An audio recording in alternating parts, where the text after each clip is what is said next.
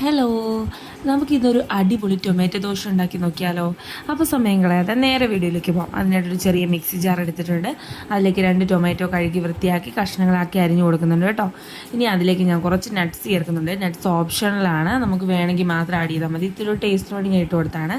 പിന്നെ നന്നായിട്ട് അരയാനുള്ള വെള്ളം കൂടി ഒഴിച്ച് കൊടുത്തിട്ട് നല്ല ഫൈനായിട്ട് മിക്സിയിൽ അരച്ചെടുക്കുന്നുണ്ട് കേട്ടോ. നന്നായിട്ട് അരച്ചെടുത്തിട്ടുണ്ട്. ഇനി നമുക്കൊരു പാത്രത്തിലേക്ക് നമുക്ക് ഒഴിച്ചു കൊടുക്കാം. ശേഷം ഇതിലേക്ക് നമുക്ക് എത്രത്തോളം ആവശ്യമുണ്ടോ അത്രത്തോളം ദോശയുടെ ബാറ്റർ ഒഴിച്ചു കൊടുക്കാം കേട്ടോ. ദോശ ബാറ്റർ ഒഴിച്ചു കൊടുക്കുക. നമുക്ക് ആവശ്യത്തിലുള്ള ഉപ്പ് കുറവാണെന്നുണ്ടെങ്കിൽ ഇത്തിരിയോട് ഉപ്പും കൂടെ ആഡ് ചെയ്ത് കൊടുക്കാം കേട്ടോ. എന്നിട്ട് നന്നായിട്ട് മിക്സ് ചെയ്തെടുക്കുക. ഇനി നേരെ നമുക്ക് ദോശ ഇട്ടെടുക്കാം കേട്ടോ.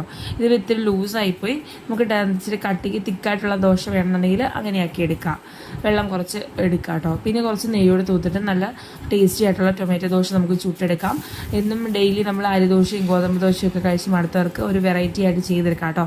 ബ്രേക്ക്ഫാസ്റ്റിനായിട്ടോ ഇപ്പോൾ ഡിന്നറിനായിട്ടോ ഒക്കെ എടുക്കാം. അപ്പോൾ എല്ലാവരും ട്രൈ